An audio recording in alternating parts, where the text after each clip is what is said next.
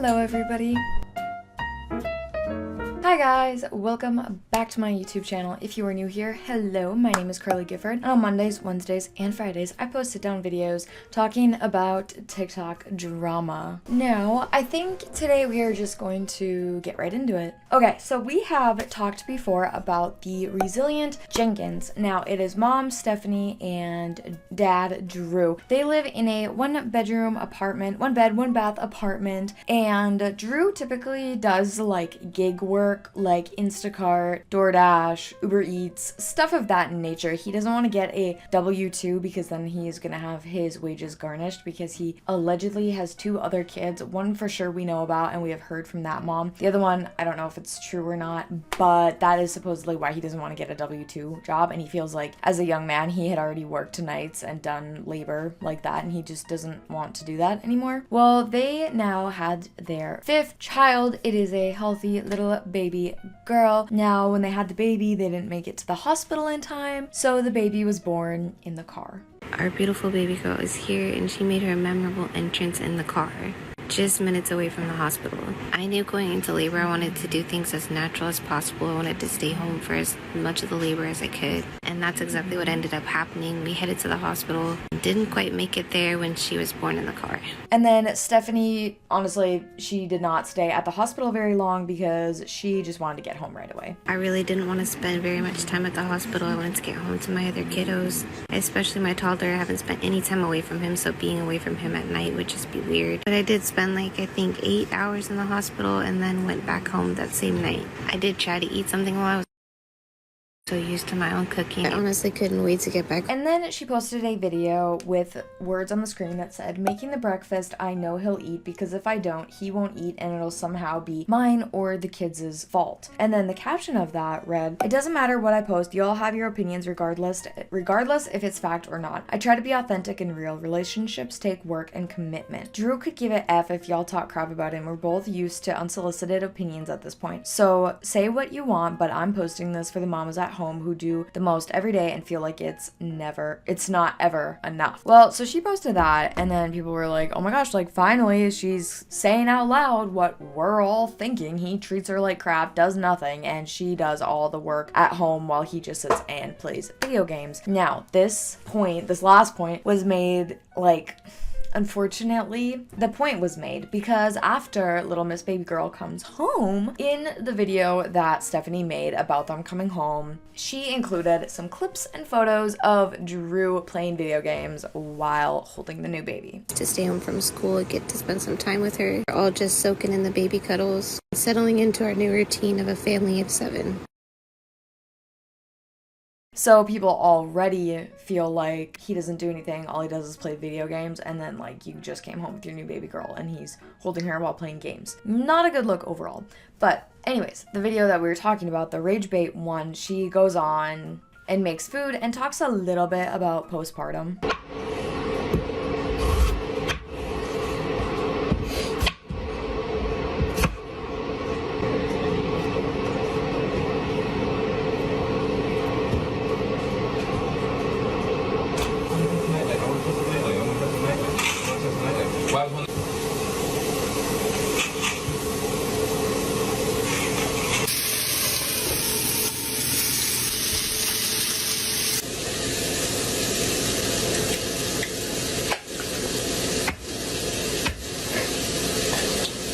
And then she comes out with another video where she's essentially like, yeah, I wasn't rage baiting. I was just making a video to show how Instagram's algorithm and TikTok's algorithm pushes out these negative videos instead of the positive ones that I make, because I only talk positively about Drew, but this is the one that got over 1 million views on Instagram and has done well on TikTok, which on TikTok, yeah, it has almost 1 million views, which is insane. Bear with my awkward self because these talking videos I'm just not quite comfortable with quite yet.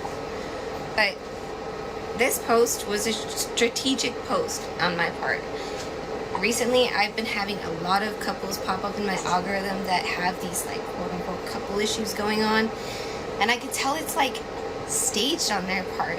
And I don't mean to be judgmental, but what I noticed was within their algorithm, their views spiked tremendously, and they get a lot more followers than that. And I feel like it was because the general population of those new followers are people that are like, okay, I want to watch this couple fall apart.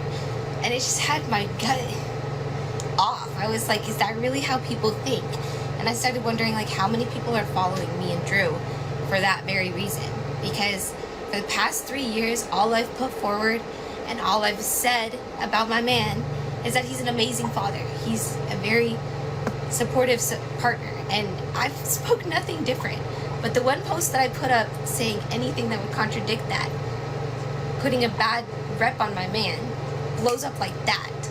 I mean, this is the most views I've had on a video in a while, definitely the most likes I've had.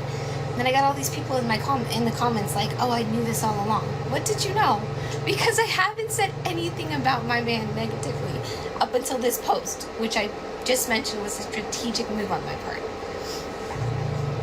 Now I know the first thought is to be like, oh, so she did a rage bait. No, actually what I did this for was to see how many people are following us waiting for our downfall, waiting to find out, oh, Drew's just that bum piece of crap that everybody keeps saying he is. That's not the case. That's not what we're going to put forward. We are who we put forward. That's just how it is. And like I said, this talking stuff is awkward as frick for me. But I'm just astonished because that's definitely the most views I've gotten on a TikTok in quite some time. Like, I don't think I've ever gotten that many views on one of my Instagram reels. It made my stomach turn. I even spoke to Drew about putting the post up beforehand. Like weeks ago, I was like, what if we saw who's following us for that reason? And, you know, he was like, okay, people already hate on me, go ahead. But it made my stomach turn. I'm like, why is it so easy for people to just be like, oh, yep, we knew. That's not ever what we've put forward. You know, she's got the hiccups, and she insists on trying to hold her head up. So if you're like, oh, support the neck. My girl active. I am supporting her neck. She just really likes to be active. Don't. That's the same case for the person who said, babies are supposed to have their legs scrunched. She don't scrunch them. I've been trying to get little scrunch videos, and she just straightens her legs straight up. And that's okay. That's you. Huh. Anyways, you know, I just want to say, if you're following us for that reason to watch us fall apart, please stop following us. We're trying to build a genuine community of support here, kindness, realness, and yeah, so just please. Also, one more thing is, shame on you, algorithms, for appreciating more negativity than positivity, because I put my best foot forward in a lot of these videos. I put a lot of effort into my voiceovers, and it's just insulting as frick that this video is just getting so much attention when it's not even what we're about.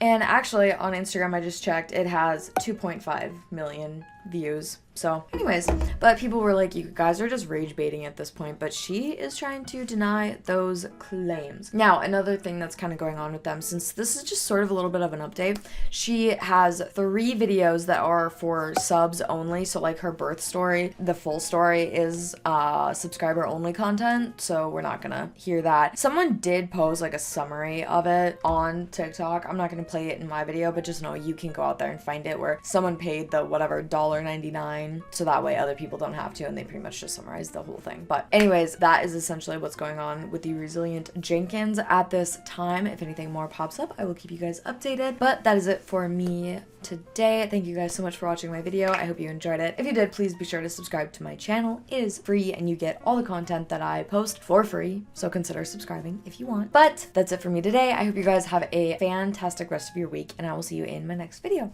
Bye guys.